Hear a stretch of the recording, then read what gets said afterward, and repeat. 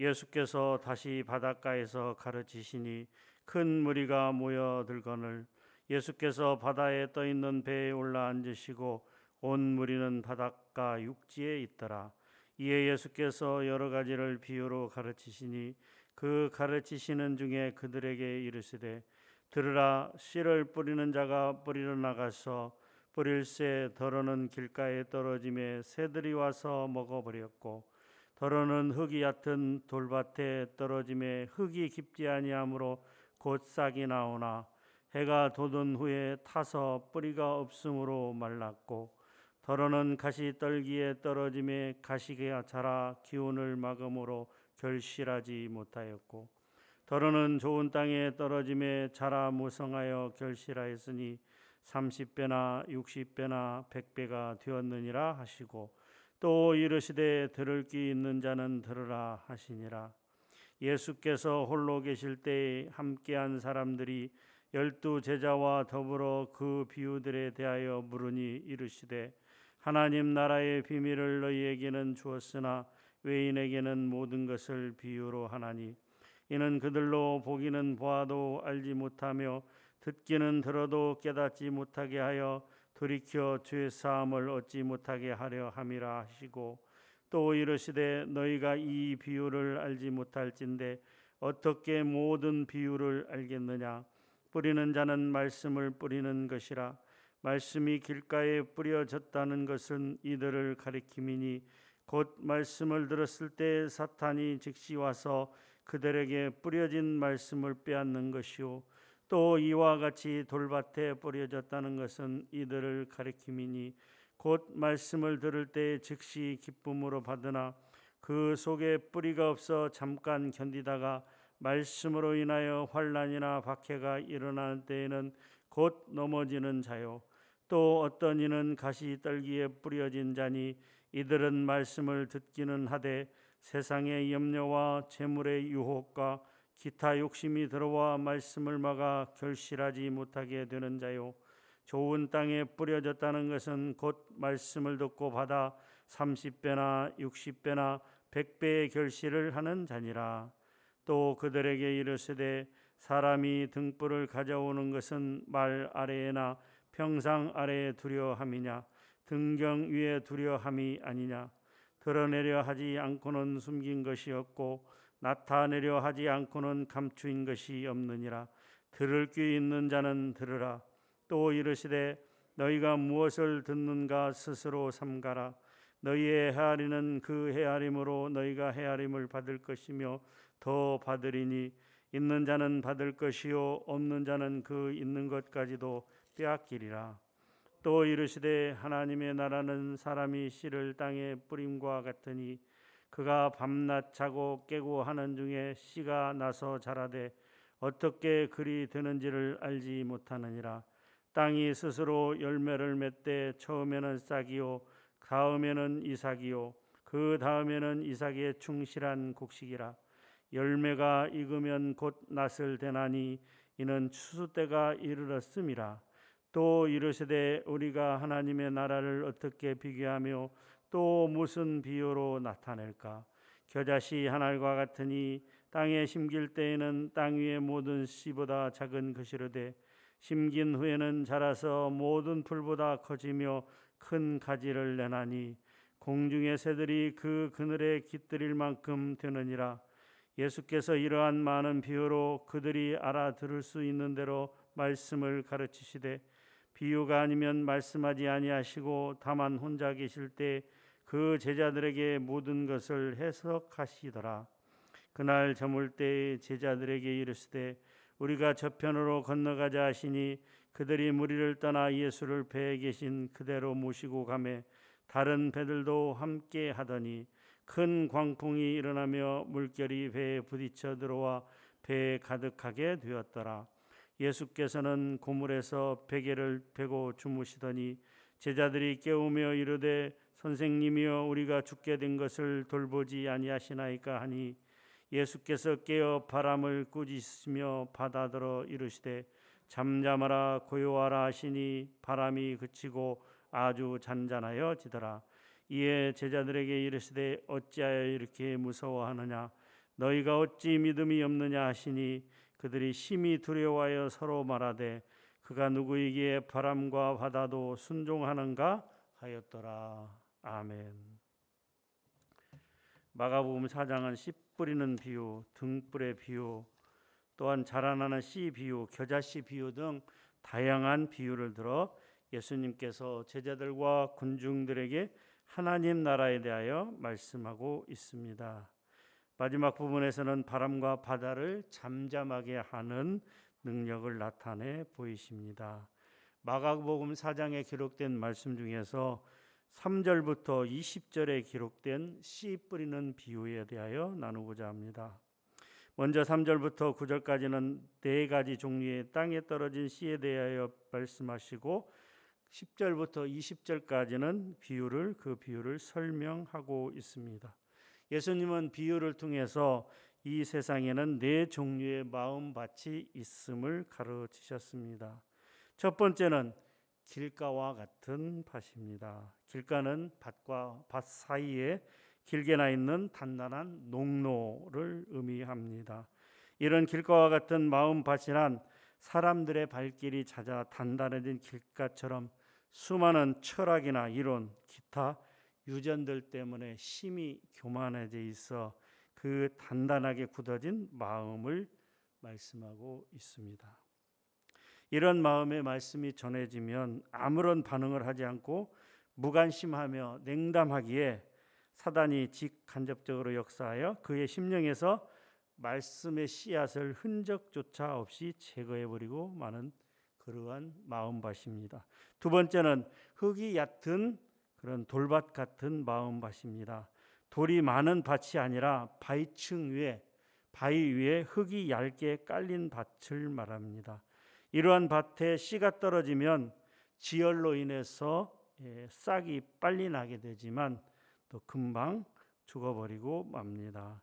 이런 돌밭과 같은 마음이란 매우 감정적이고 경박하며 심지가 굳지 못한 마음을 가리킵니다. 이러한 마음을 가진 자들은 말씀을 들을 때 쉽게 감동을 하나 조그만 어려움이 닥치게 되면 박해가 지속되면 금방 넘어져 버리는 그런 밭입니다. 세 번째는 가시밭 같은 마음밭입니다. 가시밭은 토양 자체는 비옥하나 그 밭에 번식력이 강한 가시떨기가 이렇게 심겨져 있는 밭을 이야기합니다. 이러한 가시밭에는 씨앗이 제대로 자랄 수 없습니다.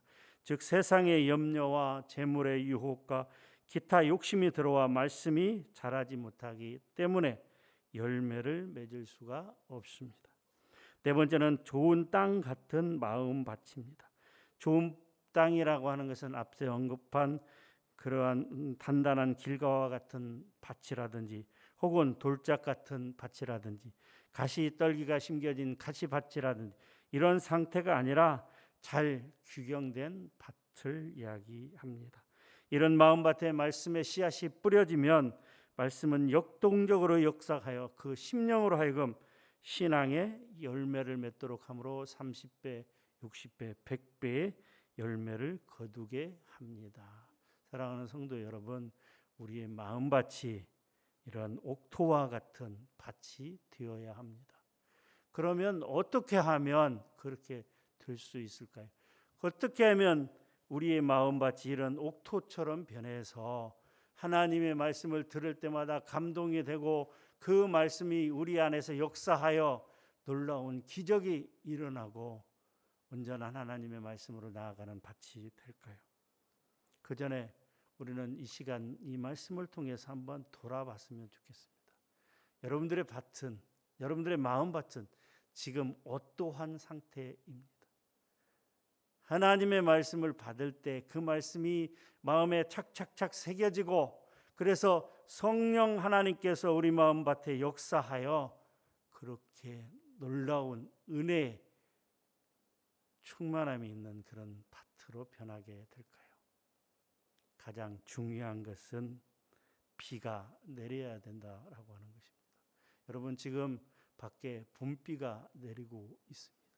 이 봄비가 내림으로써 그 땅 속에 숨겨졌던 그런 새싹들이 올라오게 됩니다. 그리고 나뭇가지에 죽은 것처럼 보이는 그 나뭇가지에서 새싹이 올라오게 됩니다. 여러분, 농부가 봄에 가장 먼저 하는 일이 무슨 일인 줄 아십니까?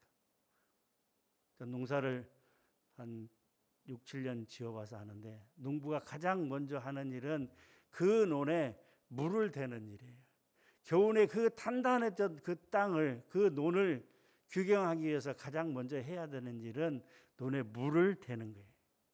물을 쫙 이렇게 한 10cm, 20cm 정도로 이렇게 물을 가두어 두면 그 단단했던 땅이 녹아 부드러운 흙으로 변하게 되어 있습니다. 우리는 모두 이러한 옥토와 같은 밭이 되기를 원합니다. 어느 누가 마음이 단단한 그런 길가밭, 돌짝밭, 가시떨기밭 같은 그런 상태로 마음을 그대로 내어둔 채 겉에만 보이는 그런 신앙생활을 하기를 원할까요? 그러지 않습니다. 은혜 받기를 원합니다.